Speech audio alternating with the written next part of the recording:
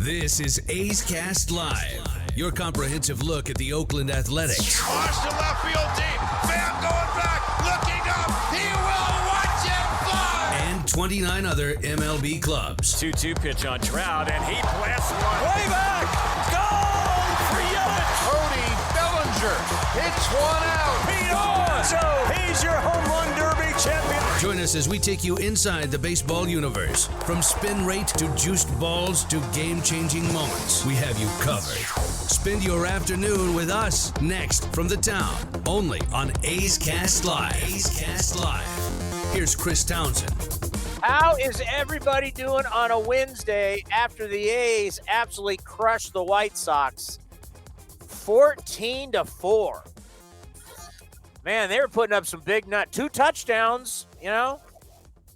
A's offense looking good. And at this time of the year, like, we're starting to see so many injuries that you just want to keep everybody healthy. That's all you want to do. You know, the Blue Jays got bad news. Looks like Kirby Yates is going to need Tommy John surgery. Our old buddy Chris Davis is hurt in Texas. I mean, you know, we're less than a week away, or we're just about a week away. That's right, well, because it's Thursday. Yeah. Just stay healthy. That's the main key.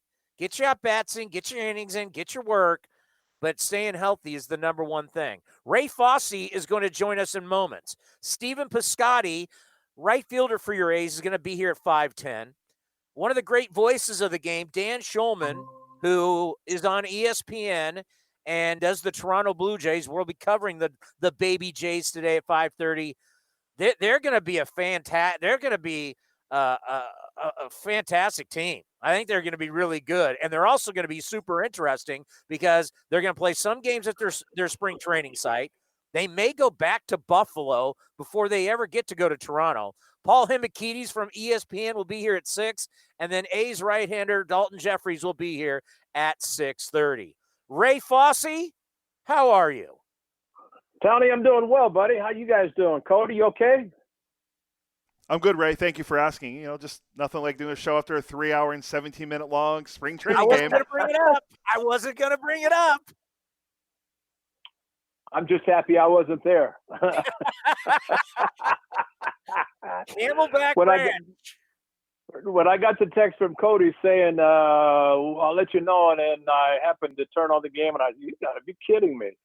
I've met Carol and I went over to the park and met our granddaughters and daughter, and so Madeline and Abigail were playing, and Lindsay and my wife and I were visiting, and rushed back here, and game's still going on. I said, wow. No, I'm getting packed up, ready to head back. So I'm getting ready for the season. We have a TV game, NBC Sports California on Saturday. Be working with Mr. Glenn Kuiper. And we'll have that game on Saturday and then get ready for opening night, which happens to be 1 week from tomorrow night. How sweet does that sound? Oh, it sounds so good. And so when you're packing up, how much stuff do you got to bring? Because basically you're coming back to your house in the Bay Area for what, the next 6 months? Well, I'll be honest with you. I just bring my baseball stuff back and a few clothes because, you know, we come back and forth, especially in the off season. So I learned something from the great Steve Vucinich, and he said I try to have enough in the Bay Area when he comes back there, and the same in Arizona. So when he travels back and forth, you don't have to take a lot of stuff. And I'm kind of the same way. So it's a learning process, but looking forward to getting back. Looking forward to starting the season because I know everybody's looking forward to it. I have to say, though, Tony, up front, everybody knows that it's going to be 20% of capacity, so it's about 11,000. Dave Campbell's taking a lot of heat, and the president of the Athletics said, and I think it's unnecessary. You know, fans, I think, have to be happy that there is baseball back and fans are in the stands, not the cardboard cutouts. And, you know, this is still a different season. This is still different. And I know that there are people who are upset who, you know, have had certain seats. Maybe those seats aren't available.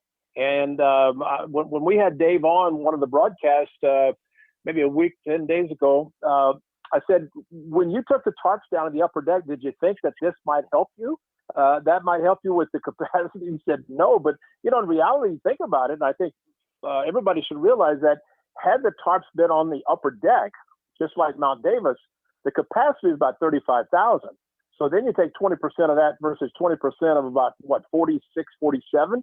It's a huge difference. So, I just think fans hopefully will have people back as a percentage, hopefully will grow each day, each year, or each month, I'm sorry, and try to get back to normal sooner than later. And at that point, then, fans can get back to where they've normally been. But, things have changed. I saw in Arizona where Joe Pun and who heads the Arizona portion down here, actually the facility, and Steve Finelli came in. I mean, they literally zip tied the seats and had the social distancing in pods of 4 and 2. And that's going to be the same at the Coliseum. And they have to have a buffer between the field and the rows behind the dugouts and along those lines. So when people do go, they're going to see probably 6 rows of seats from the bullpen all the way to the other bullpen that are vacant because they have to have the buffer between the field and the fans. And then there's no diamond level. So there's a lot of seats that aren't going to be available simply because of the protocols. But I think we all just have to be patient, be happy that baseball is back. You have a very good ball club that you can support either at the park or on TV, listen on radio, whatever it might be. But I think it's going to be a special season, and let's just hope that everything gets back to normal sooner than later. We've said that for about a year now, I think, Tony, but I think we're seeing the light at the end of the tunnel, and to have people in the stands, I think is going to be outstanding, and those who are going to be able to go and enjoy baseball live at the park, Coliseum, it's going to be a special time for them. Ray, you could go 162-0 and go on to win the World Series, and people would still find something to complain about. Yeah, unfortunately, that's the world we live in. But I still think that we all have to realize that we are still in this situation. There was I think Baltimore or Washington D.C. did open up, but at one time Baltimore, which is just up the freeway from Washington D.C., I think it had 50% capacity, and the National 0. And in Florida and Texas, I think those governors are pretty much saying, it's wide open. So every place is different, but I think considering what is happening for us and the Coliseum and the Oakland A's, we just have to be happy to have fans. And believe me, the A's fans are the best and the loudest in all of baseball. And I think Elvis Andrus, he said it best. He's looking forward to playing for Bob Melvin, number one, playing at the Coliseum, looking forward to seeing what signs are going to be put up. Because as a visitor coming in with the Rangers for all those years, he would hear the fans and he would see those signs. And now he gets to be a part of that. And I think we're going to see a rejuvenated Elvis Andrus and Jed Lowry swinging the bat well, playing well at second base. Sean Murphy today, another home run, a big day for him. Laureano's back in the lineup. He had the big double yesterday. So things are looking great. Listen, I think everybody has to be excited about what's up and coming for the Athletics. And by the way, I was reading, I think it was MLB or somebody was projecting who's going to win the divisions, and they had the Angels winning the Western Division. I went, whoa, wait a minute. I think the A's have a 5-man rotation that will head up against anybody. And granted, the Angels have Shohei Ohtani's pitching well, and Bundy and maybe Heaney, but you know what? I think the A's are going to have a fantastic season, and it might be a 2-team race between the Angels and the Athletics. But I still think the A's are going to be there simply because they have the pitching, they have the depth, they have the bullpen, and I think being not as close to these guys as we'd like to be, but just seeing the enthusiasm and hearing the players talk about what they're looking forward to in this 21 season is really, really special. Ray, I don't get it. And this happens every year. I mean, we got people picking the Astros. We got people picking the Angels. And it's just, and it's like every year the same thing happens the last couple of years. People are like shocked. Wow, the A's won 97 games. According to my baseball magazine, if the A's, with their record last year of 36-24, if you put that out for a 162-game season, they would have won 97 games again. That's 3 straight years winning 97 games. When are people going to figure it out? I agree with you. And I was, you had a guest on, I can't remember who it was, talking about how the A's lost all these key players. And then towards the end and before spring training, David Forst and Billy Beane acquired all these players. And I would think, and I'm sorry I didn't mention the Astros, that I was just thinking about the Angels being picked to win the division. The Astros are not going to stand for that either. But I think the bottom line is that you have to look at what the A's did towards the end. And if they're part of the Astros and the Angels, who maybe were thinking, hey, this is going to be a good year for us because the A's lost so many key players, then all of a sudden, all those parts that were lost were filled in by very good players. I mean, Rosenthal is a closer, a proven closer. He's healthy. Elvis Andrus has to be just chomping at the bit to get started again and maybe showing the Rangers that he's not finished. And, Laureano in center field, Piscotty's starting to swing the bat well. How about Chad Pinder? There's nobody hotter in baseball than Chad Pinder right now. And Olson is swinging the bat well. Chapman is healthy. Jed Lutton is fine. Sean Murphy and the starters in the bullpen. This is a good club. And I think, again, health is key. And you started your show talking about some tough injuries that have occurred. And one of them is George Springer. We don't know how serious that's going to be. But there are some teams have to be looking at the Athletics and saying, whoa, here they go again. And that's just something that the A's are able to do. And I would be shocked if by the time the season gets towards the end that the A's are not celebrating again. Yeah, I mean, if you're George Springer and you're out right now and you don't know how long Fernando Tatis Jr. walked off the field, they haven't really updated what's going on with him. Kirby Yates going to be getting Tommy John surgery. I mean, at this time of the year, Ray, and think back when you played, it's like with a handful of games left, I mean, you just want to make sure everybody's like bubble wrapped and no one gets hurt. You're exactly right. I mean, you have to play the game the right way, but I think what you see are fewer stolen base attempts. Why take a chance? And so I think maybe all that could have been done was done at the beginning of spring training, but now, just like you said, you want to keep everybody healthy so that when the club gets on the plane to head back to the Bay Area and start the season, again, no Bay Bridge series, which I think everybody's going to miss that simply because I think from the A's standpoint, opening at home, it would have given them an opportunity to be there before the home opener and get a chance to get settled in. But, again, this still is a different season. The Bay Bridge series will be played essentially in Arizona, and the Giants will head on to Seattle to open, and the A's will come back to Coliseum. But, it's still baseball, and you just hope that everybody stays healthy. And I think from the A's standpoint, Tony, they had their injuries early in camp, midway through camp. Now you're seeing these guys coming back and playing and performing well, and maybe it's a blessing in disguise to see them kind of get tuned in before the home opener and get ready to go. So many people say, like Matt Olson, save some of them for the regular season. I don't believe that. I believe that if you can have a lot of confidence in spring training and swing the bat well or pitch and do whatever it is, you carry that into the season. And I think that's a plus instead of saying, well, I don't care about spring training. I'm 2 for 30. Doesn't matter. I think it does, because I think there's pressure that you put on yourself as a hitter to get started on the right foot. And what better way to do that than to bring confidence into the season from spring training? And I think that's where the A's players have done a very good job getting themselves ready for the home opener. Where did you train with the Indians? I was in Tucson, Arizona, High Corbett Field. And at the time, Tony, we were the only team in town. When the Diamondbacks went there and the White Sox, there were 3 teams in Tucson. And then I think there was some sort of an agreement that if it got down to 2, that they could move whatever. But Jerry Reinsdorf, who owns the White Sox, has a home in Paradise Valley. And I don't think he was happy driving back and forth from Paradise Valley to Tucson to watch his team play. So they moved over to Glendale, where the A's were today. Dodgers came from Vero Beach to join them.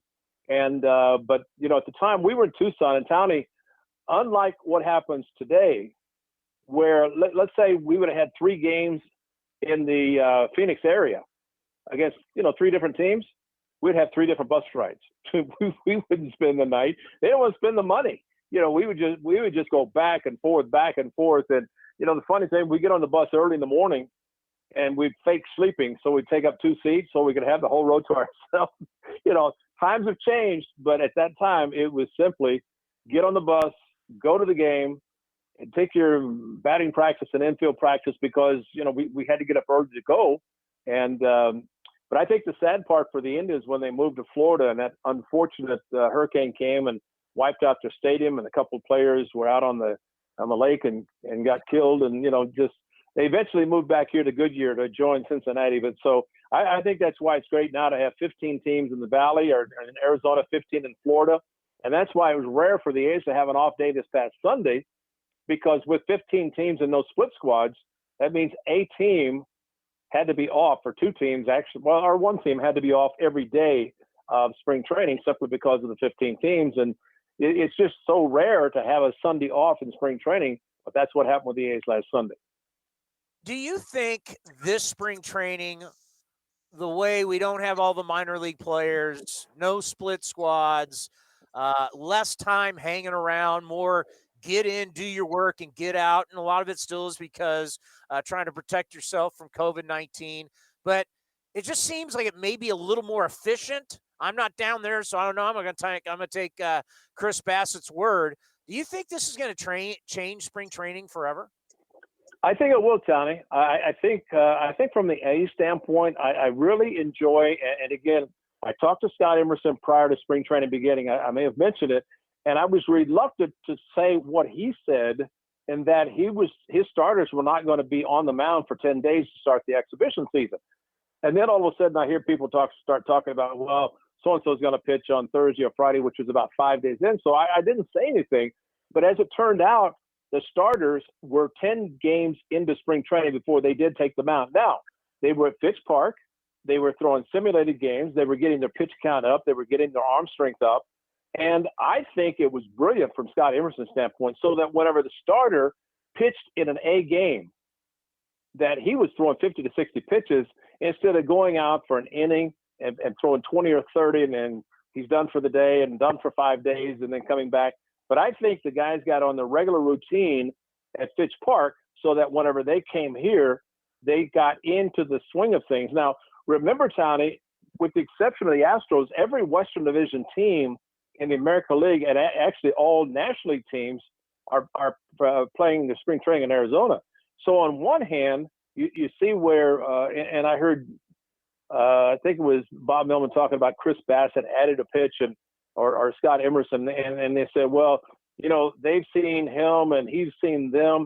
But, there was a time when I think Felix Hernandez was the first that he was scheduled to pitch, I think, against the A's. And instead of having him face the A's and let the A's see what everybody knows he throws anyway, he pitched a B game against their minor league complex players so that he didn't show anything to the Athletics. Well, between the scouting reports and all the other stuff, there's no secrets about anything. But I think from your standpoint of what you're talking about, I think it's going to change with regard to the pitchers. I think they're still going to come when they do, pitchers and catchers, early, because they need to get their arms in shape and ready to go. And you can't really mandate that they pitch during the off season away from the park where they're going to be spring training, because you want to have them monitored and what they're doing. But I think it's going to change. The thing that's surprising to me, and it happened to Sean Manaea, he pitched today, but his last start, he struggled in the first inning and came out of the game and went back out for the second. You talk about strange. And then you see in the I don't even know what they call it, the rollover or whatever, where everybody just, okay, game, innings over. My pitcher's thrown too many. We're going to, I mean, there are a lot of rule changes in Arizona, especially this year, that really kind of take the old traditionalists a little bit and say, what is going on with this? But I think to some degree that helps, because in the case of Manaea, he needed to get his work in. And, and like Chris Bassett, who started first for the Athletics, he was so efficient that he had to go to the bullpen and complete throwing the number of pitches he was scheduled to throw in a game. But he was so good and other pitchers had to pitch that he went to the bullpen. So There are changes that are going to happen, but I think the way the A's have done it, especially with their starting pitchers, has been outstanding. And I think from the pitchers in general, it has been good for them because it seems they're healthy. The bullpen's pitching well. The starters now are pitching in their normal turns. And now we all just have to figure out, unless you guys have heard something that I haven't today about who the opening night starter is going to be, Melvin's still kind of keeping that to himself. You know, Ray, I really have been questioning quite a few rules in the game. And the one you just talked about, every other team sport we got rolling, football, basketball, hockey, you come in, you come out, you come in, you come out. I mean, hockey's got rotations, they got lines. I mean, you got offense, you got defense in football. Why can't you come out of the game and go back in? Because it messes up my scorebook. All right. Oh, yeah, you win. Well, yeah, I mean, and you know what? I said it yesterday, and, when they start making changes in the seventh inning, I mean, your scorebook looks like a mess. I mean, it really does. And the nice thing about the regular season, it looks like the A's in the 26-man roster will have 13 pitchers, 13 position players.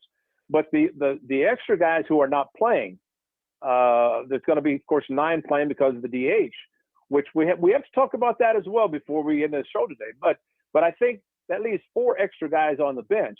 But you don't see a lot of changing during the regular season, which makes my scorebook great. Except when we go to the National League this year and they have the pitchers hitting, and the last few games the A's have played against National League teams, the pitchers have been hitting, and it's been embarrassing. It really has. To see the pitcher come up and take 3 pitches and go back.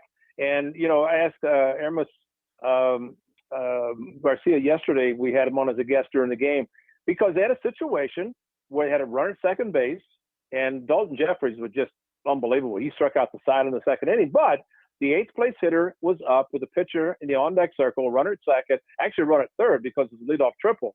And I asked him, I said, having been in the National League, did you think about the fact that you had the pitcher in the on-deck circle? He said, absolutely. He said, I pointed to my mask, which basically it's his head telling the pitcher to think, because you do not want to get this 8th place hitter something good to hit with a pitcher in the on-deck circle, which in most cases, the guy can't hit.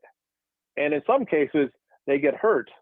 And I think the Diamondbacks are upset right now because the pitcher who was supposed to pitch on Monday was scratched because of a forearm injury occurring while he was taking batting practice and got jammed, and it turned out the hairline fracture, and they don't know how long he's going to be out. So little things like that, Tony, affect what happens in a game. But I think, to be honest, I like to see, and that's why Cal Ripken Jr. played in 3,600 or 2,632 consecutive games. You know what? You start the season, you want to play every inning, you want to play all the time, and I think this gives the opportunity to guys like Marcus Semien and 19 played every day. And so little things like that, you take a lot of pride in being available, healthy, strong enough to play an entire season. I don't like that rule about coming in and going out and all that kind of stuff. I think, Tony, they may have changed something in the All-Star game for catchers, because when I was there, we had 3 catchers. But from what I heard, now, again, maybe this has changed, but at one time you could carry 2 catchers, and if the starting catcher left the game, let's say after 5 innings, and the guy coming in to back him up got hurt, then that catcher who started could go back in, but not any other position. And that was strictly just for the All-Star game. And that's why you have to have somebody, and Chad Pender's the guy, that if you carry 2 catchers, and God forbid they both get hurt in the same game, Chad Pender, I think, could go in and catch until the next day when get somebody else up who's actually a catcher. Yeah, I don't ever want to see that. What do you think about the DH rule, Tony? I think everybody should have the DH. Everybody in baseball, from high school, junior college, minor leagues, to the merit, everybody has the DH except the National League. That's right. Everybody. I know that. I know that, and that's what's surprising to me. And I thought maybe they would at the last minute change it for this year, but we had the PR guy come in from the Diamondbacks, and he brought up a good point. He said once they decided to have pitchers hitting this year, unlike last year, then National League clubs constructed their rosters accordingly. Now, if they were to change that prior to the opening day, and then all of a sudden guys like Nelson Cruz and I think Ozuna, a couple of guys that maybe could have gone to the National League, but because they're strictly, or at least Cruz we know strictly a DH, and Ozuna stayed in the National League. But I think it will stay the same this year. But I have a feeling that when the collective bargaining agreement expires in December, that one of the rule changes will be a universal designated hitter. Because how many, if you do the math of 15 teams in the National League, and you have 5 starters, and I'm not talking about the full roster of pitchers, but 5 starters, there you go. There's 75 pitchers that are forced to swing the bat. How many of those 75 starters are capable of doing anything special? Didn't you the other day talk about the batting average of Madison Bumgarner? Yeah. Talk about like a sub 200, but he's a great hitter, Yeah, maybe every so often. And I was quick to point out the other day when our guys were talking about, well, Madison Bumgarner and the Roger Craig, I think it was Craig, who had him pitch and hit, and he got a double. And I said, did you forget that the center fielder of the A's had misjudged the ball? Oh, yeah, that's right. I said, yeah, I know it's right, because I remember it happening, and everybody was praising Bumgarner, and he's a good hitter. But he's not an everyday player hitter. And I think people are correct when they say, why should I go to a ball game and watch a pitcher stand at the plate and strike out whenever I know if there are 9 hitters in that lineup, that there's a chance that maybe that 9th place hitter could drive in a run versus a pitcher not having much of a chance to do anything except try to avoid getting hurt. The minute Max Scherzer tries to bunt and the ball goes right into his nose and he breaks his nose, they should have made the full-time DH right at that point. That was hilarious to see him with a black eye. But seriously, but no, and I'll be honest with you, Tony, before we had the designated hitter in 73, and it's Ron Blomberg. You guys were talking about it, trying to figure out. I think it was Ron Blomberg who was the first DH for the Yankees. But prior to that, we had some good hitters, and especially with the A's, and Catfish and Holtzman and Vida and Blue Moon, guys could actually swing the bat well. And really, it was something that you had to consider as an opposing team. You had to consider these guys were pretty decent hitters, that you just couldn't flip a fastball up there and say, okay, he's just going to swing wildly at it and head back to dugout. And but I think times are different now because, like you said, everybody coming up through the minor league ranks or amateur ball, then the minor league ranks, you have a designated hitter. And, our guys pointed out the other day also that if 2 National League teams play against each other in AAA or the minor leagues, they use the pitchers. Otherwise, you use a DH. But I still think that, and I'm sure there are going to be pitchers in the National League who will say, what are you talking about? I just believe it's a better game when you have 9 players. And I know as a catcher, not like with Garcia yesterday and looking over and seeing there's a pitcher in the on-deck circle. When you're thinking about nine hitters in that lineup, it makes it tough on your pitcher, and it makes the game, I think, interesting because you have a chance to have offense, which I think every fan wants to see. And if you're the number 8 hitter in the National League, you basically go a whole season seeing nothing. Well, and if you get a hit, shame on the pitcher catcher who allows that to happen, especially with the runner in scoring position. And, you can't let it happen. There's no way, because you're right. And you have to have somebody special. You remember when La Russa, I think Tony was the first that had his pitcher hit 8th and had somebody else hit 9th because he had Pujols and guys hitting in the power positions, and he would have preferred to have somebody hitting 9th who had a chance to get on base versus the pitcher. And, maybe that guy wasn't happy to hit 9th, but in the American League, you got a chance to be 1 through 9 just to be in the lineup. And who cares who that 9th place hitter is? And you look at the Angels when they had Sean Figgins and Epstein. Yeah, David Epstein, Eckstein. They had them hitting 9 and 1. So essentially had 2 leadoff hitters. So, you get on base, it sets the table for the middle part of the lineup.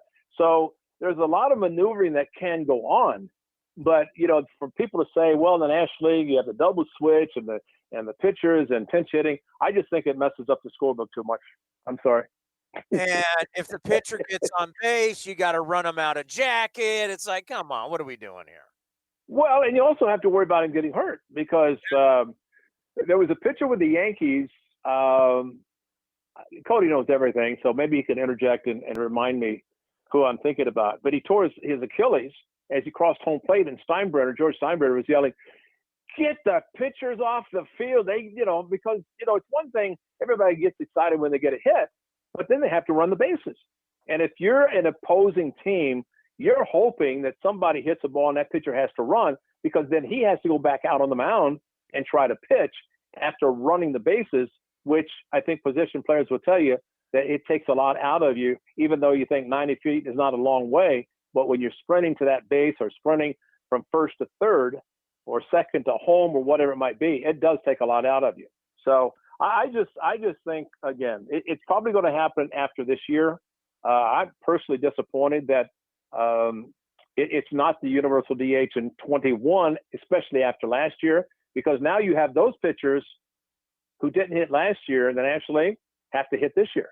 And I think that's why we're seeing and did see in Monday and Tuesday's games that playing the National League teams, they had their pitchers hitting, because if you think about it, Tony, in the past it was, okay, we'll use the DH because their pitchers are getting enough work. Now they haven't. And maybe that's why the National League teams are forced to use their pitchers in situations that normally they would not.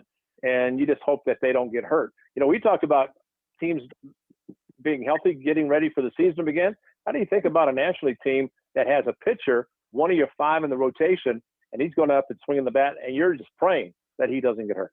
Oh, my God. Ray, do you realize we're going to see you in a week? I can't wait. Are you guys coming to the park? Are you going to be out there? We're finally going to be allowed back in. Oh, that's great. That's tremendous. Out on the field or upstairs? Upstairs. Well, you're a tier 3 like us. Well, I'll come down and visit you because we can't leave the upper deck. I mean, that's fine. I'm just happy to be there, man, because it's baseball. And, I was joking when they talked about allowing fans in the seats. I said, one thing's going to change. No tents behind the dugout or down in the bullpen. And you won't see pitchers down in the bullpen running the stairs to get loose. They're going to have to stay in their area on the field, and guys are going to have to sit in the dugout. You just cannot, because fans are going to be in the stands. So it was unique in 2020. We're getting back somewhat to normalcy in 21, and let's hope sooner than later we can have the capacity there. But I'm happy that you and Cody will be upstairs and at the park. And I don't want to hear you complaining about a long game and you getting home late and all that kind of stuff. You just enjoy being at the park like I know you will. I'm just going to complain about 3 hours and 17 minutes spring training game. Ray, well, yeah. Your broadcast last year captured a player. I don't remember what team. Obviously, it was someone on one of the West teams. You remember last year when you were on TV and was it a Mariner or an Astro? A guy Zach Greinke. Just roaming around the Coliseum. Yeah. And he finished. They took him out. He put his jacket on, was sitting in the stands. I'm going, you got to be kidding me! But that's Greinke. That's the same guy sits down on the mound. And I remember. I think he called in. Maybe it's Coliseum, Clay Wood, and he called out the grounds crew. And when they got out there, he said, "There's nothing wrong with this. You guys do a great job." He said, "I'm just not pitching well, and I needed a break." But that's Greinke. But we had a shot last year, literally, of somebody in the A's bullpen running up and down the stairs from the field level up to the concourse. And you know what? I used to run stairs to stay in shape or get in shape. Well, you think about a pitcher who gets up on the mound and starts throwing. Well, if he can run the stairs to get his legs sharp, then by the time he starts to throw, he doesn't need that many throws. But again, all those things that were kind of funny last year and different, we won't see this year, just because fortunately fans are going to be in the stands. And again, I can't emphasize enough that those who are fortunate to get tickets enjoy it.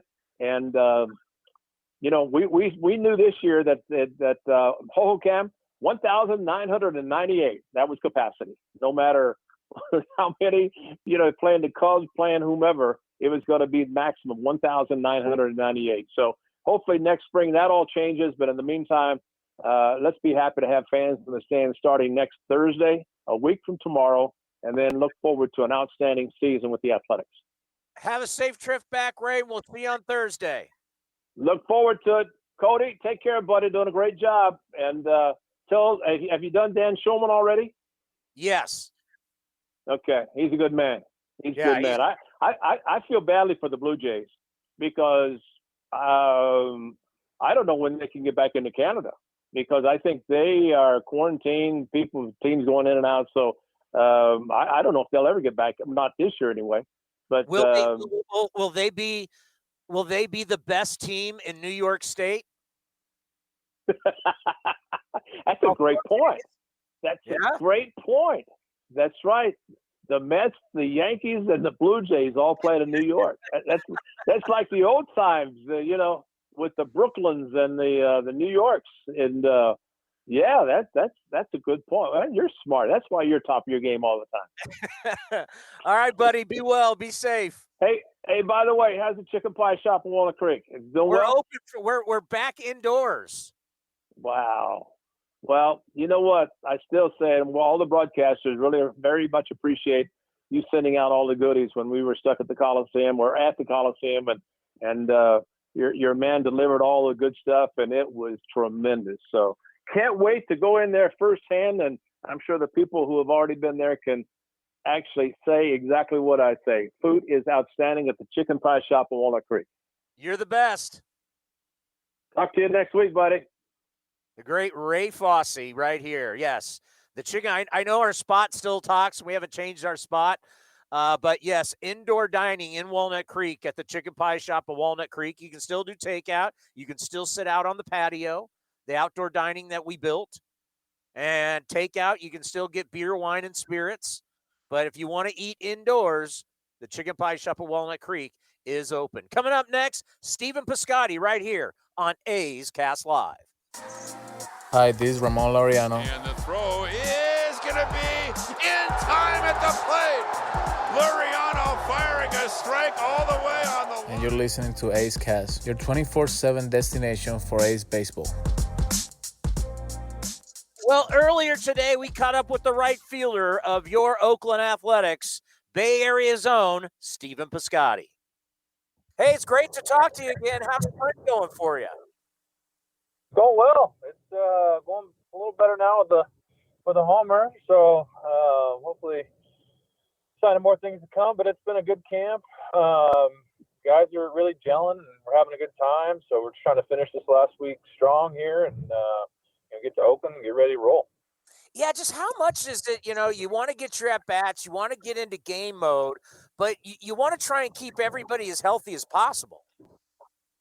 Yeah, no doubt. I mean, that's step one, stay healthy and be healthy and strong, going into the season. Our training staff, training coaches, they do a tremendous job keeping us ready to roll. But that's the biggest thing. You can't be doing anything or being productive if you're hurt, and that's half the battle. So I think everyone's done pretty well. Everyone kind of has a little bit of bumps and bruises, but I think everyone's gotten through that mostly pretty good. I've been asking everybody about what is it like to have the fans back, and you see just great appreciation from the players all around baseball to have fans back. What's it been like for you? It's been great. It gives you a little boost of energy. You can feel the buzz in the crowd. When someone hits a homer, there's been a lot of "Let's go Oakland" chants, and that's been really cool. Throwing balls to kids in the bleachers. I mean, some of the things that you took for granted, getting those things back, it's awesome, and it's really a great thing, and really excited for the season, getting fans back there too. Yeah, it's slowly but surely trying to get back to normal. Just how different is it now versus what you did last year with spring training stopping, summer camp, and then the 60-game schedule? Is do you feel a big difference going into this season? Yeah, I mean, last year was so unique, and there's some similarities, honestly. With testing and protocols and that sort of thing. We're still doing that and having to take that very seriously. and so that's still a part of it. But the time of year and having fans like we were just talking about, there's some things that really make it feel normal again. So that's been great, and hopefully as the season goes, and people get vaccinated and whatnot, I think hopefully we'll get to a true normal here, hopefully sooner rather than later. When I think about your ball club, winning 97 games 2 straight years, then winning the division last year, obviously the playoffs, you haven't gone as deep as you want to, but do you feel like now is finally the time for this core group and this team? Absolutely. We've gotten some playoff experience the last 3 years. We now know what it takes to do it and to advance. Winning that first wild card series, I think, was a big step, and I think we've got some confidence having that experience. So this group has a lot of veterans now too that have had that experience, and I think that's only going to benefit us. But this club has been rolling for several years now, and it definitely feels like the year. Chris Bassett talked about how spring training has changed a little bit. Maybe the hours are not as long, not as much standing around, playing games a lot against your own team and being able to, ask a guy, hey, how'd this breaking ball look to you? And, get that data back from other players. Have you noticed a change in how things are run? Yeah, I mean, the days are shorter. It's a get in, do your work, and get out of there, from the COVID perspective. I'm used to, years of coming in and, being in the ballpark at 5:30 or 6, and, you're there till 4 o'clock or so. So it is a little different. And then, like Bassett was talking about, there is a lot more dialogue, going on. And I think that's also part of just, this team. A lot of guys are familiar with each other and know, we know each other pretty well and can, give advice or tips or thoughts that, can help. So that's been a really cool part of camp for sure. I've definitely noticed that as well. Yeah, Chris was funny. He was like, team guys are going to change teams, and he goes, guys will leave Oakland, and then they'll tell you that they're miserable where they are because the team's not fun. I mean, there's something about the special relationship that you guys have inside your clubhouse. Absolutely, it's just a bunch of down to earth, good human beings that like to work hard and have fun, and I think that's a key balance there. It's a monotonous season at times. You're playing, nearly every day, and to be able to relax and laugh, I mean, that means so much. And this team just loves to have fun, and it's just incredible. So that chemistry piece has been with us for some time now, and that's not going away anytime soon. Whether somebody had a great year or they had a bad year last year, can you really take anything from the 2020 season? Yeah, I think so. At the end of the day, I know there were some different circumstances, but we were playing ball and being competitive. I think there's things you can learn and build from last year, and I think it's just one of those things where it was a short season where you didn't really have time to recover if you had a bad month or a bad stretch or whatever it was. So I think from a numbers perspective, you try to disregard that a bit, but take the lessons that you might have learned from whether how guys are pitching you or mechanics, whatever it may be. It's still a very useful 60 game set to look back on, but you just try to not dwell on the numbers too much. So I don't know if you guys are talking about it, but we're talking about it. That first series against the Houston Astros, there's no love lost between these two franchises.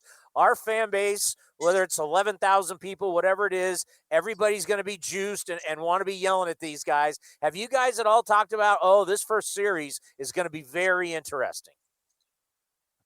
Well, yeah. It's going to be a competitive series, and, they beat us in the playoffs, so we've got that chip on our shoulder and wanting to come out and dominate as best we can.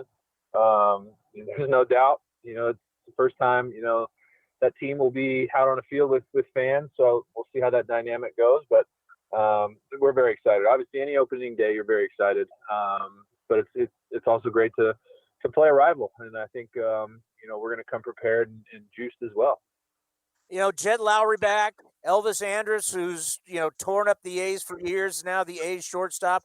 What have the new additions been like to your lineup? There's been a, veteran presence. These guys have, played 10 plus years and have, a ton of experience and a ton of, trial and error. And they've been very vocal as leaders from day one, really. And it's been great. I think everyone's, receptive to that. And, I've talked to Elvis and Jed both about hitting and how they think about things and trying to, find what might work for me that, they do really well. And that's happening, throughout our clubhouse. So, those two guys are great additions. Obviously, Jed had a tremendous season back in 2018, and we all know that Jed. He looks healthy and ready to roll, and Elvis looks great too. So, we're looking pretty good. Yeah, I felt so bad for Jed. He was coming off just 2 monster years. One of the years he set the record for doubles. The next year he's an all-star, and then to go to New York and not be able to perform. I think you just got to be real happy for the fact that he's healthy for the first time in a couple years. Absolutely. And like I said, he looks great. I bet he's got, a chip on his shoulder and something to prove. That, he hasn't lost a step, even though he had some injury, stuff, but man, he looks great. And his swing looks just like I remember it from 2018. So I think that was a tremendous pickup, and I know he's excited for the opportunity as well. And what's it been like watching Matt Olson? He's been red hot. He has been scalding. It was funny. I think I read or heard, some of his comments about his season last year and, it being a down year for him. But, man, 14 homers, that would have been real nice to have. But, I think that shows, the kind of, player he is. He's always hungry. He always wants to improve and get better. And that's just a great quality to have. And clearly, what he's worked on is showing dividends right now, and, expected to in the season as well. He came on this program at the start of spring and told us that he got too wrapped up in video and he got too much in his own head. And sometimes you got to get back to see ball, hit ball. Have you ever thought about that? How much video do you watch, or is at some point it can just be too much? Yeah, you can definitely get in there too much and think about it more than you need to. At the end of the day, you just got to see the ball and hit the ball. That's what we've been doing since we were in T-ball, really. So really, really good insight from him. And, I've fallen into traps at times looking at video. Today was a day for me, honestly, where I was in my phone and on the iPad looking at stuff. And my first at bat didn't go too hot. And finally, Darren Bush, our hitting guy, was just like, you just need to get in there and get ready and see it and hit it. And then was able to put the barrel on a few balls after that. So that's definitely a good thing to be aware of, that you can kind of overdo it watching that stuff. So I'll take a note from Ole. If I can start hitting like that, that'd be great. I'll stop watching video forever.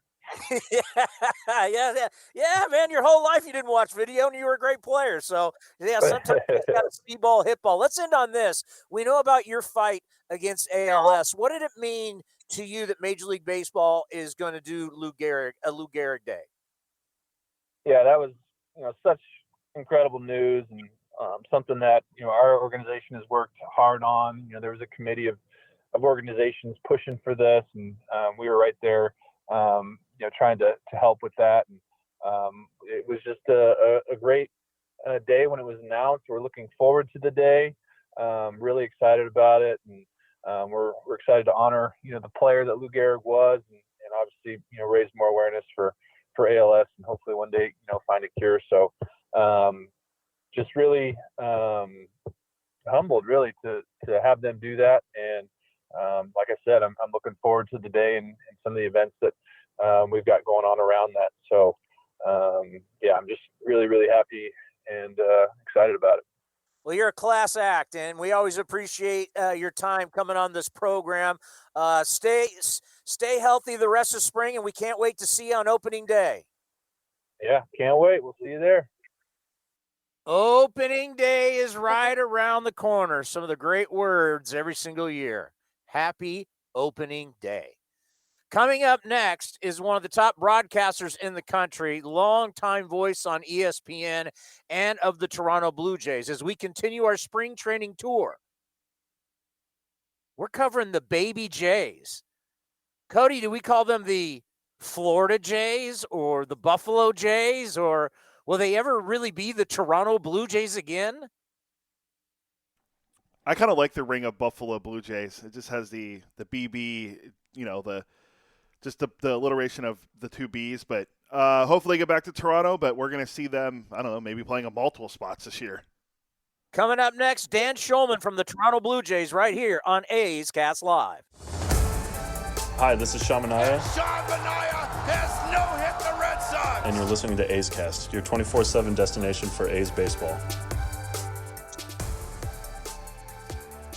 Well, the Toronto Blue Jays made the playoffs last year. They got a ton of talent. They've added George Springer.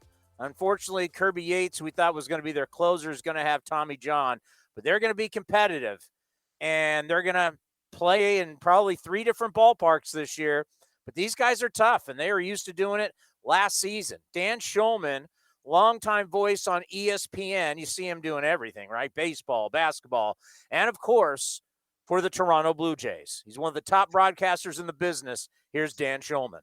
Well, he's one of the legendary voices in our game. Dan, it's always great to hear from you. How are you in Toronto? I'm doing great. Good to be with you. Excited for baseball, and just plugging away, getting ready for what should be hopefully a fun season. Hopefully everybody plays 162, and maybe the world's a different place by the end of the season than it is right now. How was doing college basketball? It was different. So I started off down in the U.S., did a few games there, came home for about a month over the holidays. They set up a broadcast from home kit in my house, but then in January I had to go back down again.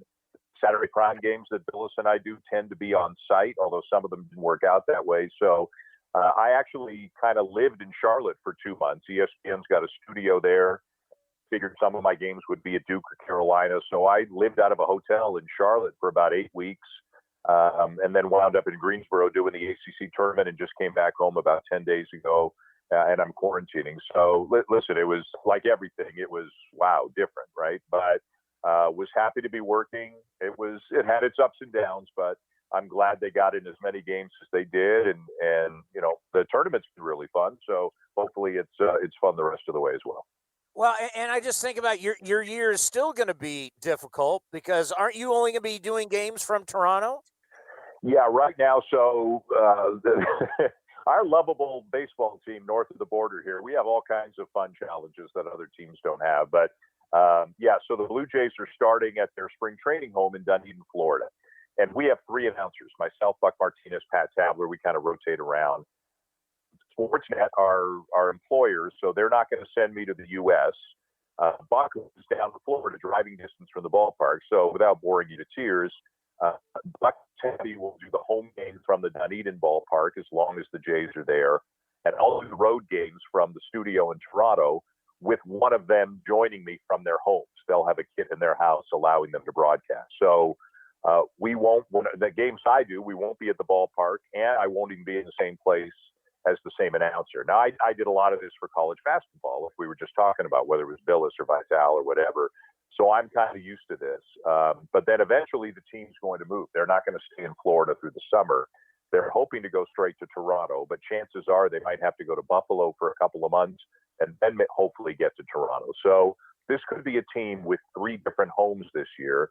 And for us, that means 3 different situations, really, in terms of how we broadcast games. Well, we were joking last year at one point that the best team in New York was the Blue Jays, and they made a lot of strides last year. And I got to think you guys are, I know there's going to be the challenges, but these young kids don't care. It's like they're ready to come out and take people's lunch money. Yeah, they are, and that's exactly the attitude they have. So there's good news and bad news. The good news is they went out and added to their team, George Springer, and as you well know, Marcus Semien, now members of the Blue Jays. 2 quality guys, veteran players, good players, Obvious needs for the Blue Jays. The bad news is, like the last 3-4 days, this team has just been hit hard by injuries, really hard. Kirby Yates, their closer, likely done for the season. Looks like he's headed for Tommy John. Springer might not be ready to start the year. He's got an oblique thing going on. Robbie Ray, who looks like their number 2 starter, unfortunately, on a flight of stairs while carrying his child. Fortunately, his child is okay, but he landed on his elbow. So they're hoping he'll be ready to start the season. And a couple other pitchers are out too. But they're good. And, one thing we have to remember, as you guys well know, is we're 8 playoff teams last year, and it looks like they're only going back to 5 this year. So it's not going to be easy. They'll be competing with Tampa Bay and the Yankees and the White Sox and the Twins and the Astros and the A's. I think there are 7 really good teams in the American League, and the Blue Jays are one of them, but they'll have to play well to get a playoff spot.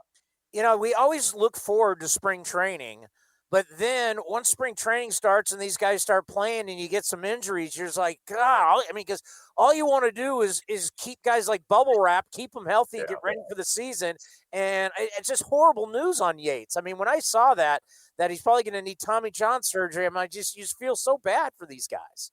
I know. And the news has come out in the aftermath that, he failed a couple of physicals. And so a couple of teams didn't want to give him a higher amount. And I think after the first physical, the Blue Jays said, okay, we're still interested, but not at that amount. So they offered him less. And it is really unfortunate. But I guess this was kind of a high risk situation going into it. And I feel badly for pitchers. It's unbelievable how many pitchers get hurt, whether it's the shoulder or the elbow, whatever.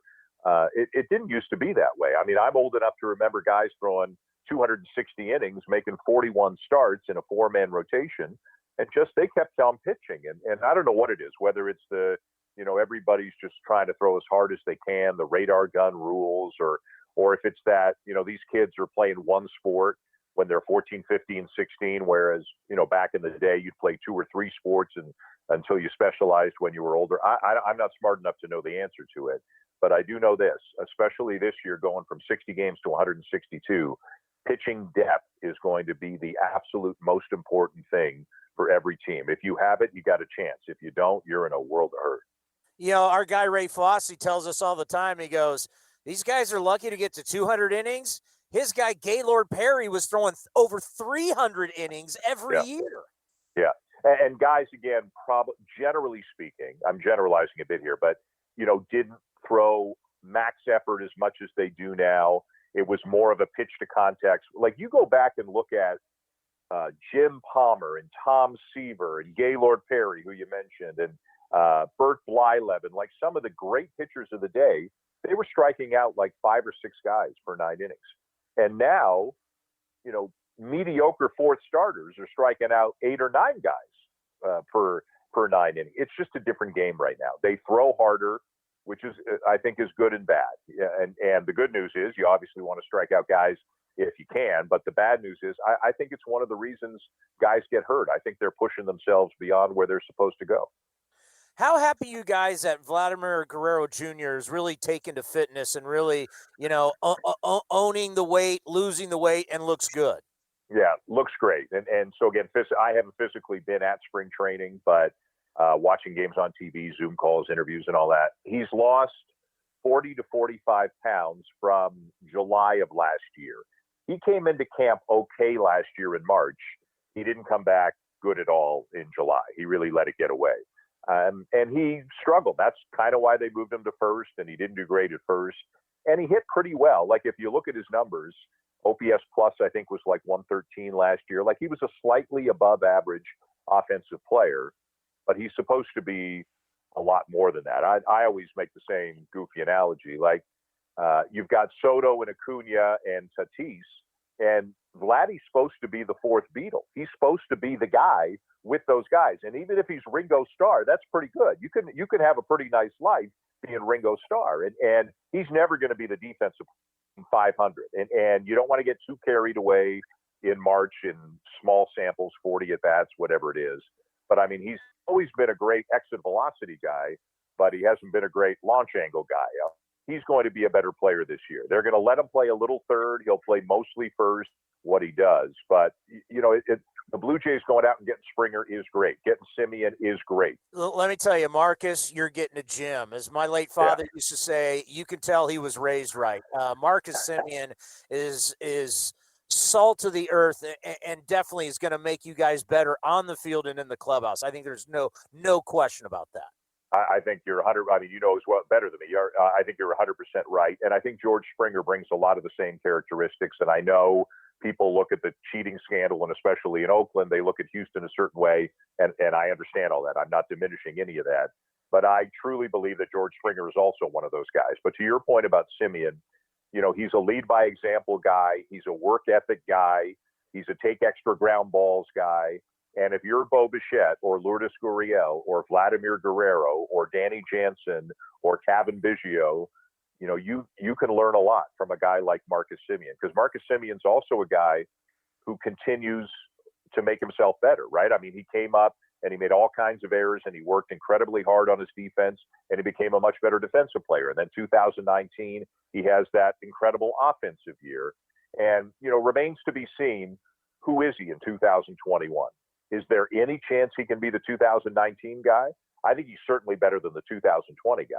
But even if he's halfway in the middle, that's a pretty good player. And obviously on a one-year deal, he is highly motivated to go out and have a really good season. No, not at all. Versatility is now the new name of our game. And let's end on this. Years ago, when the A's won the division, the Astros were rebuilding, and it was about beating up on the Astros. I mean, just taking it to them every single game and getting fat and happy on the bad teams. Because, it's the Yankees are going to be tough. Toronto's going to be tough. Rays are always tough.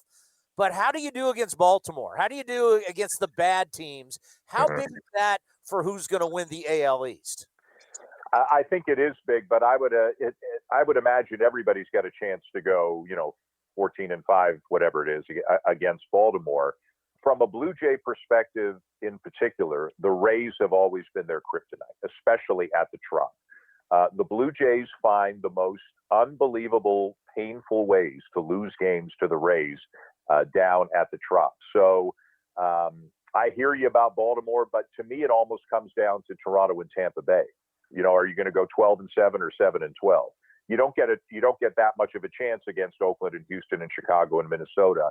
And the American League East is going to be a bear this year. Like, the Yankees are still the Yankees, and I know the Rays lost Snell and Morton, but they're still the Rays. They've got a great farm system that's going to help them this year, and they signed 4 veteran pitchers who I think are going to do okay. And we all know how they mix and match and figure things out. I think from a Blue Jay perspective, I think the Toronto-Tampa Bay games may decide who goes to the playoffs, because even though theoretically you could finish third in the division and make the playoffs, realistically, I think you probably got to finish second, because the other 2 divisions in my mind aren't as strong, and it wouldn't shock me at all if 2 teams came out of the West or 2 teams came out of the Central. So if you're the Blue Jays, again, only 5 playoff spots. You got to do, you want to win the division, but you got to do everything you can to finish at least second in the American League East, in my opinion.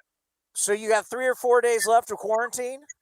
I get out on Sunday. I'm looking forward to it. Yeah, well, I hope we get to see you guys this year. I hope at some point we can get back to some type of normalcy, because it's not fun not seeing anybody anymore. Yeah, I know. It is strange. And to be all alone in a studio or in your house calling a game, again, we're all lucky to be working, and you got to do what you got to do. I got an interesting opening day, actually. I got the Blue Jays and Yankees at 1 o'clock, and then I'm doing the A's and the Astros at 10 o'clock Eastern, 7 Pacific, for ESPN. So I got a nice little day-night, 2-country doubleheader thing going on opening day. I can't. We're being allowed back in the ballpark. I've been telling people I might cry. Oh, you're lucky. You're lucky. We haven't been to a game since the 2019 wild card game. Me neither. Yeah, I didn't go to any playoff games last year. Did them all from a studio, and I don't think I'm crossing the border at all during the regular season. My company's not doing it, so I think the earliest I'll be back in a ballpark, and it's a maybe, is in the playoffs this year for ESPN Radio. But I miss it, man. The sounds and the smells and everything. It's I know we're getting there, but if we could get there a little bit faster, I wouldn't complain. Well, you're one of the legendary voices in our game, and we always appreciate you stopping by. Be safe up there in Toronto, and hopefully we'll see you in Oakland at some point. All right. I appreciate it. Be well. Doesn't he have that distinct voice? All those years doing Sunday Night Baseball and seeing him doing college basketball. I mean, when he opens up his mouth, you know exactly who it is. There's a lot of guys I feel like that's happened for more recently. Like Dan is definitely one. Obviously John Miller and Ken. But when you're looking at like national guys who do multi-sports, like Dan Shulman's definitely at the top of the list. For someone like me, Roxy's up there because Roxy's done so many sports, and I've got to know him so much over the years. But I don't disagree with you about Shulman. I mean, I used to love him on Sunday Night Baseball. Nothing against Matty V, and I love Matty V. I mean, he's the voice of MLB The Show, one of my favorite video games. So I've known his voice forever. But Dan Shulman, when he did Sunday Night Baseball, it was great. Remember, we met him at the wild card game in 2019 because he was calling the game for ESPN Radio, so we got a chance to actually meet him in person. It's the last time he was in the ballpark. Yeah, and it's not like they wanted to replace him for Sunday Night Baseball. He said, "I got some family priorities. I don't want to travel as much." So, but yeah, he's still doing all kinds of stuff for ESPN. This. When you talk about the word resilient, that's exactly what the Blue Jays are going to have to be. When you're playing your home games at your spring training facility, I guess it's really nice. But then at some point they may go to Buffalo. So then what happens with the Blue Jays AAA team that's supposed to start in a little over a month? And when is Canada going to lighten up? Canada is no joke.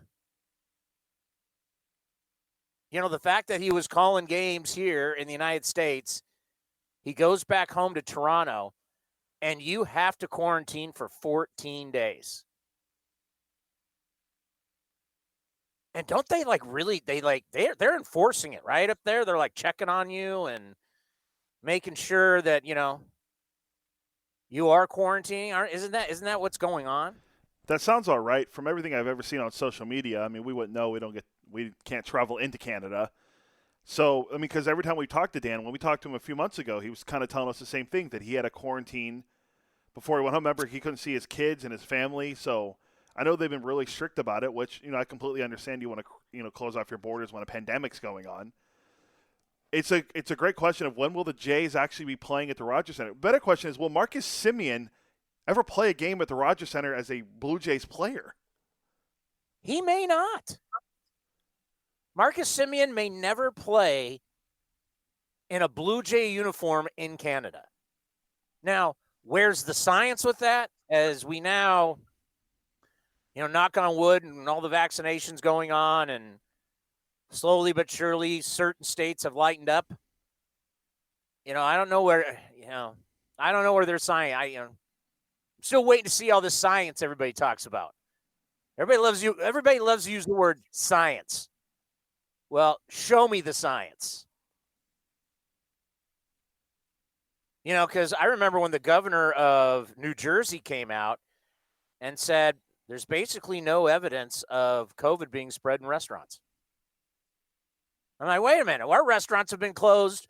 Our one in San Diego and our one in Walnut Creek, we've been closed because of the science. And then the governor of New Jersey says there's no science to that. I just want everybody to know that your patience is going to be real key here. Because I did see some of our fans. What do you mean we can't tailgate? I haven't been there, but I've heard you're going to get into that parking lot, and there's guys in hazmat suits.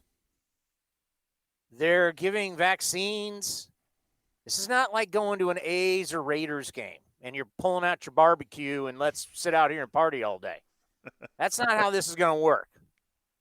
And you just need to understand that and be happy that you can get in the stadium. Be happy that we'll have games on the radio, on television, on A's Cast. But you're going to a much different Coliseum than you've ever gone to before. This isn't people with foam fingers walking off BART and going to the Warriors game like we saw years ago. This is very serious. And they're pumping. How many are they pumping out a day? Like 6,000 shots a day, FEMA is, at the Coliseum site? Yeah, that's what they initially wanted to start with, and I think they wanted to ramp it up. So remember, you got half of the stadium being taken up for a vaccination site, a fairly run vaccination site, and then the other half's can be used essentially for baseball. So I mean, I'm with you. People need to be patient about that. Tailgating will probably return in some form, probably next year. I know people hate to say that because as someone like me, when I go to games, not as a fan, I like to have a few pops, as they say, before you go in. I'm not saying for you not to have food or pops in your car. It's just you can't be hanging outside your car with a barbecue. It's that simple. I mean, if you want to bring a sandwich and eat it in your car before the game, go right ahead. Stay in your car. I mean, it's going to be eye-opening. I've been told by a couple people who have gone to the Coliseum, like, wow, you know, this isn't a Raider game. This isn't an A's game. Yeah, hazmat suits. I mean, this is serious. This is FEMA. On that note, why don't you do a ticket read, Cody? Yeah, so the Oakland A's are ready to welcome fans back to the Oakland Coliseum in cooperation with Alameda County and Major League Baseball. The A's will open with fans on April 1st. Single-game tickets are on sale now. A number of policies and protocols will be in place for the safety of everyone as the A's look forward to welcoming back fans of the green and gold for the 2021 season. So, tickets on sale now. I believe the website and the vanity link is athletics.com/tickets. I'll just type it in right now just to double check because the read I have doesn't have that, but I'm just going to check anyway. And let's see, athletics.com/tickets. And yeah, there it is. You can buy tickets for single games today. Athletics.com/tickets. So, well, we got a game. We got 4 against Houston, 3 against the Dodgers. Then you go on the road to play Houston. There was an article at MLB.com yesterday. They're ranking the toughest April schedules in Major League Baseball and the easiest. Who do you think has there's 2 teams in the AL that have easy schedules. Who do you think they are? Who has the what? There are 2 teams in the AL that have really easy schedules to start the season in April. Can you guess who they are? No, It'd be the Houston Astros, who have their opponent's winning percentage is the second easiest, and then the Yankees. And then the teams that are hurt by their April schedule, Angels, Rays, Blue Jays, and your Oakland Athletics. So the schedule makers did no favors to the A's for the April schedule, or the Astros and Yankees get the easiest, some of the easiest schedules to start the month of the baseball season.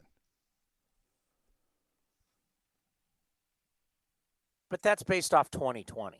Yeah. So, and how we value, and like we've been saying, how do you evaluate? I can't. I'm sorry. I can't in any way look at those 60 games and think those 60 games are going to let us into what's going to happen in a full season again.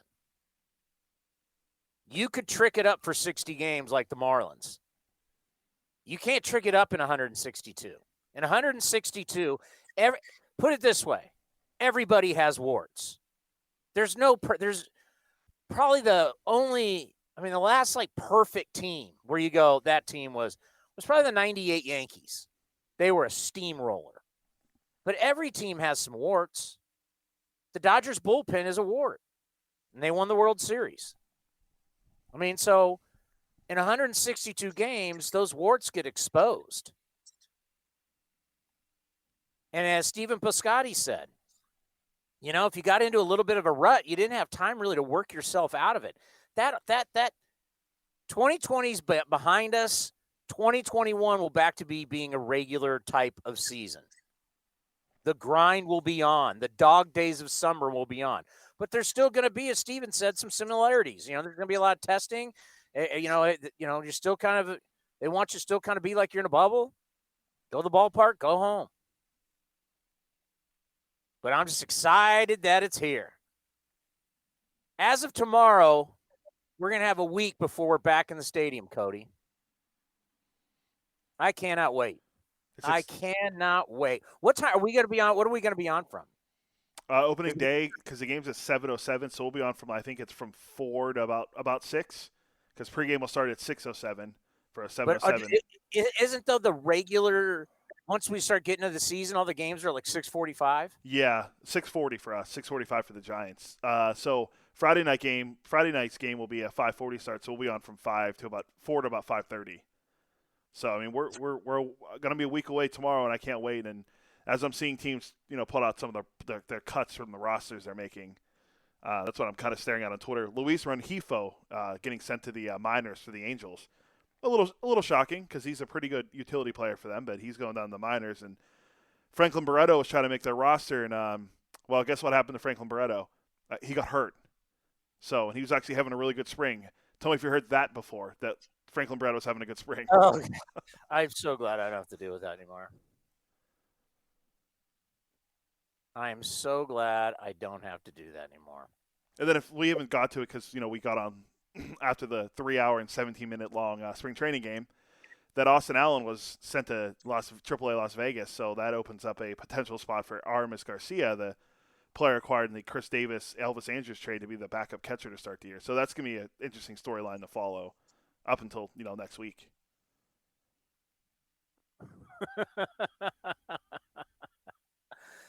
I mean, I'm not trying to be a jerk with Franklin Barreto, but I'm just very, because it's at some point the kid's got to produce. He hasn't been. I mean, he's not his age looks like he's a kid, but this guy's been playing pro ball since what? How old was he? I think 16, 17. I think 16. Yeah, I mean, he's been around this for, at some point he's got to, at some point he's got to produce. All right, coming up next, our buddy Paul Hembekides, the top researcher and really becoming a media star on the show Get Up on ESPN. That's their morning show. And then with his buddy Greeny, them doing a radio show together. They call him, and of course, every single week he's on Buster Olney's show. He does he finds all the great stats for the Sunday night broadcast. The great Hembo joins us next right here on A's Cast Live. Now back to A's Cast Live. Here's Chris Townsend. Here's our conversation earlier today with our buddy Hembo. Hembo, how are you? Baseball season right around the corner. Face, my friend. The last time we spoke, I looked out my window and I think it was blizzarding that day here in northern New Jersey. Right now, it's raining, which means it's over 32 degrees. I'm getting some tree work done. We had a patio put in the backyard. Like, spring has sprung even in New Jersey. And in a week, you get to watch real baseball. I could not be more excited, bro. Well, you got to get that patio ready with the Traeger. Yeah. No, I gotta build like a shrine of sorts, right? Like I gotta figure out my station. I'm sort of working through some of the kinks here with my new space, but I'm confident by the time we get to summer, I'll be. I mean, I'm not going to be at your level. I mean, you're just such an aficionado, but we will get there. That I can assure you. I cannot wait to see it. Why do we need to baby you hitters? But expand on that thought. Yeah. You get to use batting gloves. You get to use pine tar. You get to use arm guards, elbow guards, guards for your ankles, guards for your feet. But, oh, my God, if a pitcher puts something on the baseball, now we got to actually use StatCast to try and punish. I mean, seriously, how much more do you got? You got a juice ball. You got juice ballparks. Probably half your players are juiced anyway. Like, how much more do you need? Well, I mean, if you look at the astronomical strikeout rates, maybe Major League Baseball needs to do even more. Like, I understand what you were saying. I think it's a fair point to make. And I also don't think that we need StatCast. Like, these guys are doing this stuff like in plain sight. I don't need Hawkeye, software to figure that out for me. But that being said, like, I'm very skeptical that they can actually pull this off because, as we've seen from the Pace of Play initiative, if you're not willing to enforce this from on high, the players have no interest in doing so. The umpires have no interest in doing so. And the managers have this sort of unwritten rule where, like, I'm not going to challenge anything if you don't, right? It's in a sort of a handshake agreement. So in order for this to actually work and pitchers not use these kinds of substances, which I think parenthetically will lead to a lot more hit batsmen and some more ugliness, which I think is an unintended consequence, it's going to have to be mandated by the commissioner's office. And I guess I'll have to see it to believe it. So you're going to tell me if I use sunscreen, bullfrog sunscreen, because I'm trying to protect myself from skin cancer, and it has to be on my fingers, you're going to come after me?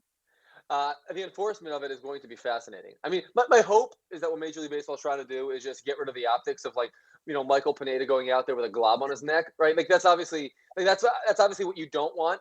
I think what they're just trying to do also though is reduce any advantage that the pitchers have right now. It's very clear, like ever since Theo stepped into that role, like many of these minor league initiatives and such are being put in place so that we can curb some of this stuff, right? And who knows, maybe if 1 out of every 100 plate appearances turns into another ball in play because pitchers don't feel as good about this, that, or the other. Like I don't live in this world, so I'd have to talk to pitchers like you do to be able to get a better sense of it. But again, I'm not confident that it's actually going to make that much of a difference unless Major League Baseball is willing to enforce it with a hammer, which they've not been willing to do with anything else. Home runs have gone up every year for 12 straight years. Right. How about choke up and put the ball in play? So I don't think the problem is the pitchers. I think the problem is the hitters, as everybody's swinging out of their and they're trying to lift the ball instead of, because, one thing during the pandemic, when we were watching these old baseball games, I remember it was like 1978, it's Yankees, Red Sox. Even Reggie Jackson, who struck out more than anybody, he choked up with 2 strikes. Yeah, like 2,500 strikeouts. Here's my counterpoint to that.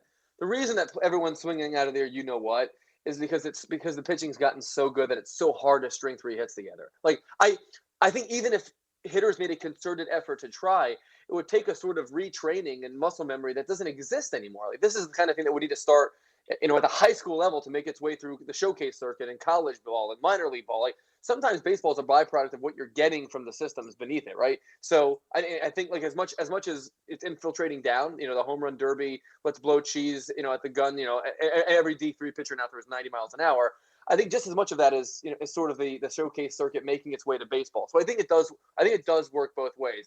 I'm with you though. Like the home run strikeout craze has to be reduced. Like in order for baseball to be at its best, that has to be curbed some. And look, even though I think it's going to be kind of ugly in getting there, if we are able to, it will be a massive win for Major League Baseball because right now, the batted ball really is baseball's fuel. That's what it is right now, and there just isn't that much going into the engine on a daily basis, on a game by game basis. I mean, that's a fundamentally bad thing for the sport. I think it's reflected across the board. The games are longer; they're much less interesting than they were even when I was a kid. This is not like you're bringing up games played 50 years ago. I watched games 10 years ago that weren't like this, and I do think that Major League Baseball has let itself lose a little bit there. If you look at other sports, right? Look at other sports like the NFL, for example. How long ago was it where football's in peril? There's going to be no NFL in 10 years because of all the head injury stuff, right? We don't talk about any of that stuff anymore because they figure their out, right? This is baseball's time to figure their out, and I'm all good if it ruffles some feathers along the way. Doug Glanville told us, he was a super bright guy. We'd love it. Yeah, I mean, the fact that he's a professor at UConn. I mean, how many players? I mean, I can't spell UConn. So, I mean, so he told us on Monday that they had Joe Madden on their podcast, and Joe Madden said the problem is everybody is built the same. Everybody has the same data, the analytics. Everybody's looking for the same type of player, and every team, it's like NASCAR. Everybody's got the same car. Right. That's actually a really good analogy, and that's what makes certain players and certain teams that exploit inefficiencies, obviously, the kinds of teams that can succeed. But in recent seasons, using the Rays as the example, the Rays are the prototype for why this works, but why it shouldn't work, right? A team like that shouldn't be able to find the guys good enough to reach the World Series, but they've been able to. And Joe's point is a really, really good one. If we're not willing to sort of expand the breadth of what we're willing to accept as a major league player, sort of in the NBA now, if you can't chuck threes and you can't, if you're not a 3-and-D guy, you have no place in the league, right? These back to the basket centers are dinosaurs. Andre Drummond would have been a Hall of Famer if he was born 20 years ago. Can't keep a job down now, right? It's this, they have a similar problem. I'm with you. I think baseball would benefit a lot from athletes of a variety of backgrounds to be able to thrive, not doing the exact same thing. We're generating a variety of slash lines and different pitch mixes and all sorts of different stuff. Like base running needs to become valuable again, right? The ability to pitch into the 7th and 8th innings as a starter needs to become valuable again. But in order to, then the incentive structure just needs to change. Like right now, the math says this works, so do it. And right now, until something after the equal sign change, and teams aren't going to be motivated to do so. Harold Reynolds was also on the show on Monday and made a great point because we were talking about Bo Jackson. And he was like, if Bo Jackson played today, where, because the big knock on him back in the day was he struck out. Well, now that no one cares about strikeouts, right. Bo Jackson would be perfect in today's baseball. There's all sorts of historical figures for whom you could probably say that about. Like when you go back and look at certain guys that we revered at the time and considered immortals, like their slash lines look kind of like Rod Carew and Tony Gwynn, for example, were legendary players who now, like in historical terms, look much less favorable than we may have thought at the time. That isn't their fault. That's how they were being evaluated then.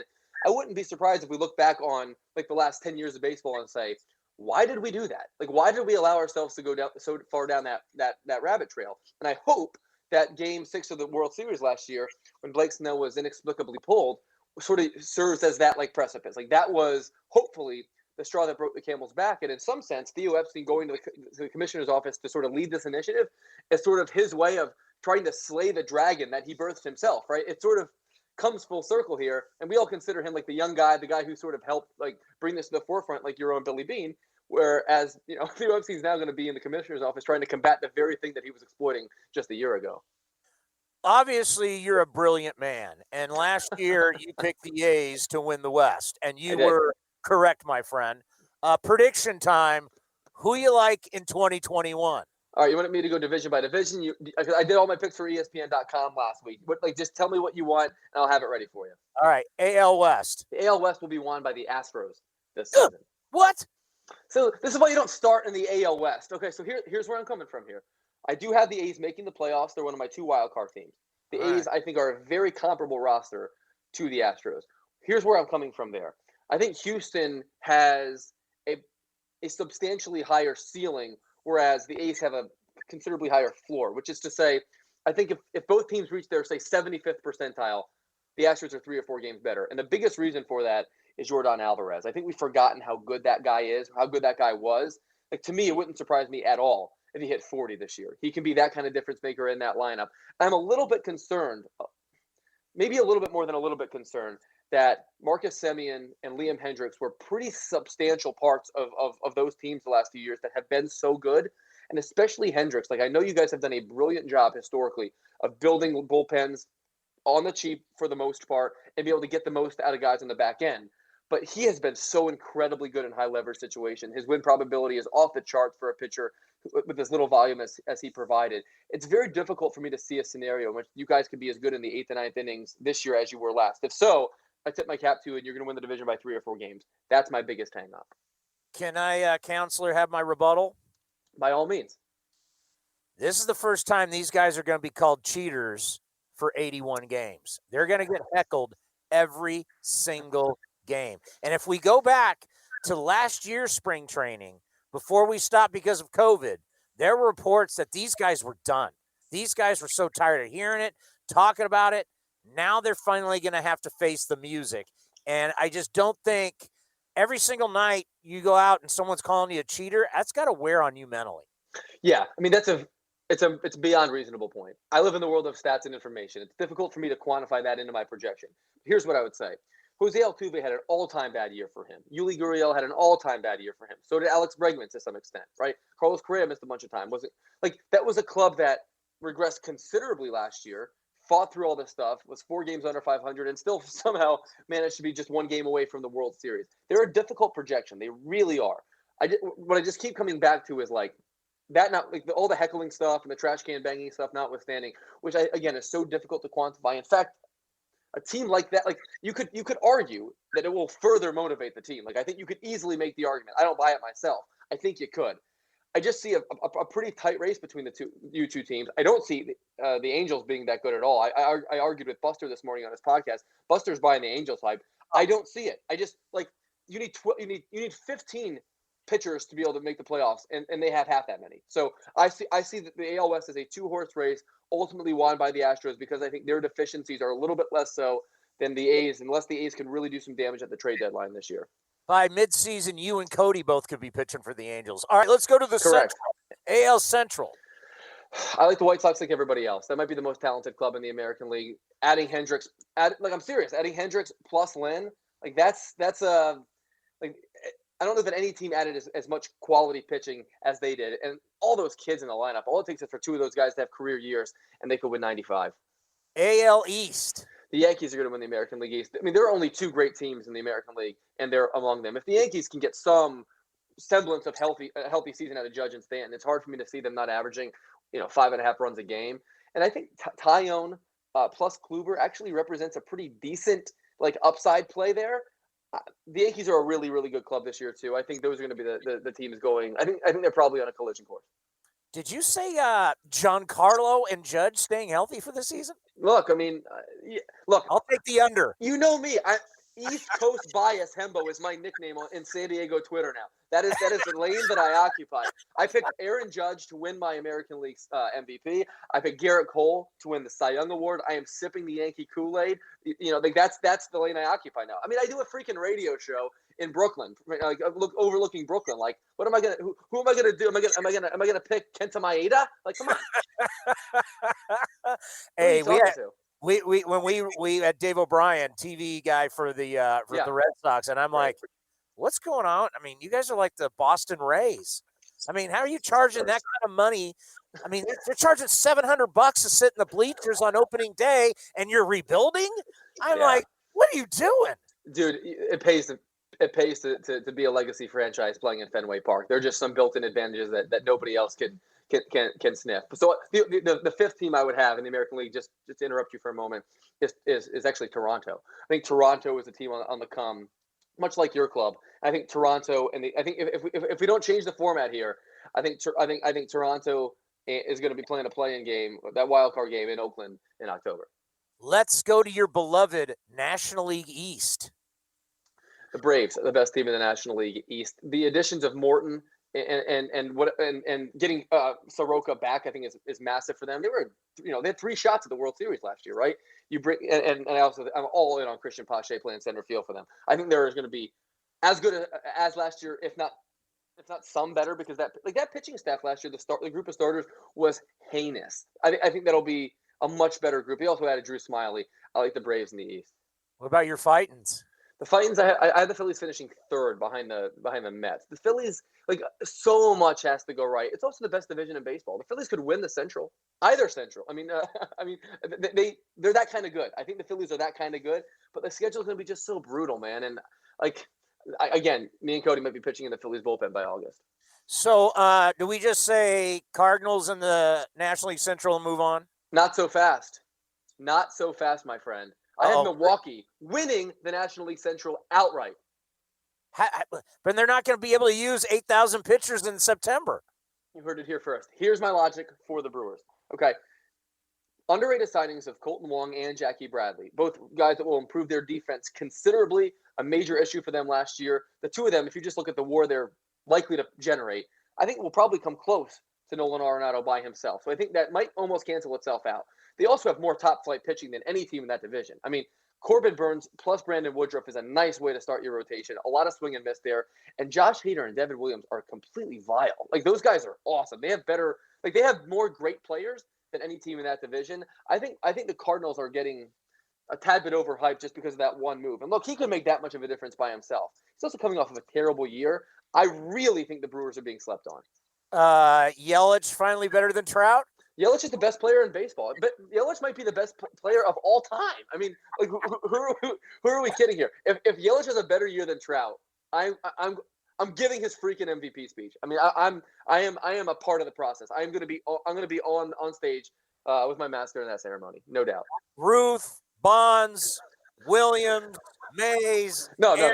Move to the side. Correct. Yeah. I mean, at minimum, he takes up 2 different places on Mount Rushmore. 2 heads, 2 Yelich heads on Mount Rushmore. The National League West. It's a 2-horse race, and it's going to be a lot of fun because they don't like each other, the Padres and the Dodgers. Yeah, this is going to be a lot of fun to watch. I mean, because when you're about to brawl during the postseason, that's when the real rivalries start. Correct. There's a lot of hungover from that. I think this is kind of cut and dry. I think the Dodgers are going to win the division by so much that the Padres are going to be closer to finishing third than they are to finishing first. I think the Dodgers are that kind of good. We're like a 115 kind of win team. I really think they're a juggernaut. We'll see if they actually try to get there. And look, San Diego was terrific last year. They had the second best run differential in the sport. Just consider me a tad bit skeptical. Like, they put together an awesome roster, and AJ Preller deserves enormous credit for doing so. I think the pitching moves he's made actually are probably the ones that are gonna work out the best for him. They're going to score a lot of runs, as we know. But I'm just not sold on that team being anywhere close to the Dodgers over the course of a 162-game season. Call me crazy. Who's your World Series? I got the Braves and the Yankees in the World Series. So here's my thing. Like, the Braves are a tough team to peg, and they don't get a lot of national attention. I know they're going to score a ton of runs. They did last year, and they have pretty much that same lineup back, right? Last season, they were super close to the World Series, having gotten the worst starting pitching by any team in the history of the postseason. Any team that made the postseason ever, they had the worst collection of starting pitchers by ERA. You had Anderson for a full season. You have Fried, who's been awesome. Morton's going to make a big difference for them. Mike Soroka was an unbelievable rookie. It's easy to forget. That's just an organization that I trust, generally speaking. Sort of a pipe dream, I guess, because the Dodgers are clearly the favorite. But I think in a postseason series, obviously anything's possible. And I like the Braves to beat them. And I'll go with the Braves over the Yankees just to be different. I don't know when's the last time we could say this, but it seems like the National League right now is deeper than the American League. By a considerable margin. I would say that on paper, this is just my anecdotal observation, I think 5 of the 7 best teams in baseball are in the National League. Like, I think that the Mets, who I have pegged as finishing second in their division, would have a reasonable chance to win all 3 of the American League divisions. I think they're that kind of good. Like, that's a really, really good team. I don't have these numbers off the top of my head, but I look back at interleague head-to-heads, and it was recently where it flipped, where the National League began winning more, and by a lot. Like, it became such a thing where it really surprised me how much the balance of power has shifted without me quite even really even noticing. I think it's going to be even more exacerbated this year when you consider the number of great players that have changed.